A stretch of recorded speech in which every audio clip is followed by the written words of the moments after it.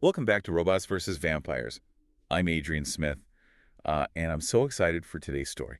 And I'm Julia Jones, ready as always. You know, we always try to bring you these incredible stories where sci-fi and fantasy kind of collide, right? Well, today we're going to a world where music is magic. Yeah, music is magic. We're talking blood songs, these potent melodies that can actually shape reality. Exactly. And in this world, both humans and vampires wield this musical magic, but in very different ways. Very different ways, yeah. For vampires, it's all about those blood songs tied to their life force. Right. Humans have developed these counter chants to protect themselves from the vampire's sonic sorcery. It's like this musical arms race going on. Yeah, an arms race. Each side is always trying to push the boundaries of what sound can do. And what's so interesting is how the story explores the idea that your voice, your ability to create music is directly tied to your power. Yeah, it's tied to your power and your status in this world. Which brings us to our main character. Yes. Aria, she's a vampire. But she was born unable to create those blood songs. Oh, wow. Can you imagine? Yeah, that's rough. In a society where your voice equals your power, and she's silent. It's like being born deaf in a world where music is the language. Right. And the story really digs into how this affects her psychologically. It does. She's ostracized by her own people. Constantly reminded of what she lacks. What she's missing. And then when her voice does finally emerge. It's not what anybody expected. Not at all. It's described as jarring, discordant, almost violent. Some people even thought it was a curse. A curse. It's really a brilliant twist on that whole chosen one idea. It is. Because her power is disruptive, it's unsettling. And that makes her a threat to the established order. It does. Instead of letting that crush her, she doesn't. She gets obsessed with these ancient scores. Ancient forbidden scores. That hint at a different kind of musical magic. Right. A hidden kind of magic. And her voice, the one everyone feared, resonates with this lost power. It's like she stumbled onto this hidden frequency, A forgotten language. And it makes you think, how often do we dismiss things that are just different? Right. Or unconventional. When maybe what we perceive as a flaw is actually a strength. A unique strength. Yes, definitely. So we've got Aria, this outcast vampire with a voice that can shatter reality. And then on the other side, you have Elias the human. He's a hunter trained at the conservatory. The conservatory. They teach humans how to weaponize music against vampires. It's like the ultimate music school. But Elias is starting to question whether all this is really working. He's getting disillusioned. By the endless fighting between humans and vampires. The endless cycle of violence. And that's what makes him so open to Aria's music when he finally hears it. It's like he was waiting for something different. A sign that there might be another way. Another way. So he seeks her out. He does. Not to capture her, well, but to learn from her. Can you imagine? To go against everything you've been taught. And reach out to the enemy. And on Aria's side, she has to trust him. She does. It takes a lot of trust. To let this human hunter into her world. Right. To share something so personal and powerful. But they both want something more than just the status quo.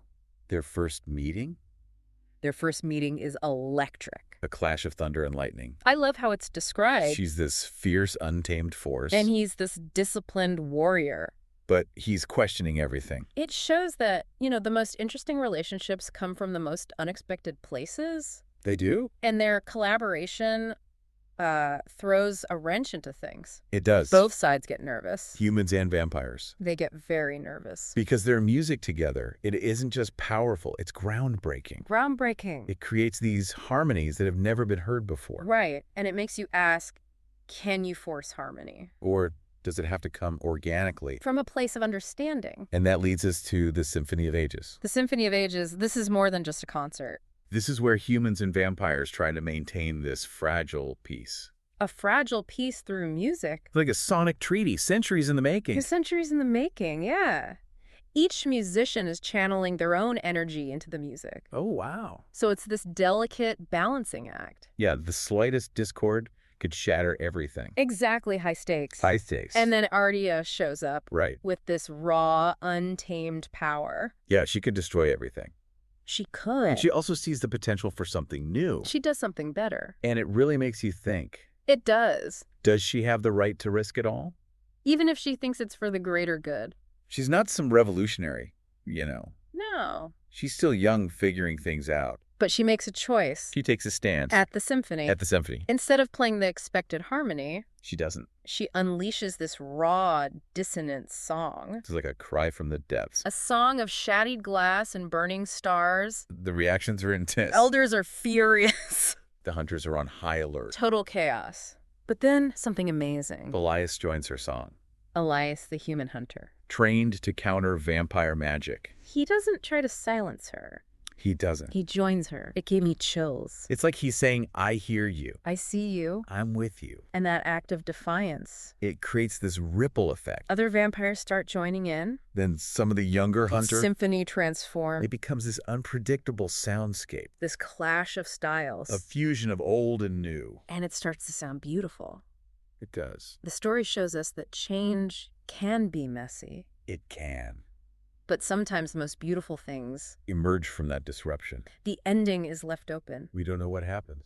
Will this new harmony lead to peace? Or greater chaos. The possibility is there. That's what makes this story so powerful. It makes you wonder. What if we embraced those dissonant voices? In our own world, What if we listened instead of trying to control them? it's about the potential for change. Even in rigid systems, It all comes back to listening, really listening to the emotions. the stories behind the sounds. Because sometimes the most beautiful music. Comes from the most unexpected sources. It really sticks with you. Yeah, the thing that really stayed with me is how Aria's voice goes from a weakness to a strength. Right, and how Elias, he's willing to challenge everything he's learned And it opens him up. to a whole new way of seeing the world. It's pretty inspiring. It is very inspiring. It reminds us that sometimes the things that make us different, Yeah, those are our superpowers. it's true. And that it's okay to question things. Yeah, to question how things have always been done. This story, it feels like a metaphor for embracing diversity. I think so too. Not just tolerating it, but really valuing it. And celebrating it. Yeah. The best music isn't made by everyone playing the same note. No, it's about blending those different voices together. Yeah, to create something more complex. And sometimes that means listening to those voices that haven't been heard. The ones that have been silenced. You never know where that next great symphony will come from. Well, this has been an incredible deep dive. It has. I'm Adrian Smith. And I'm Julia Jones. Keep exploring those worlds where sci-fi and fantasy collide. And always. Be open to the music of the unexpected.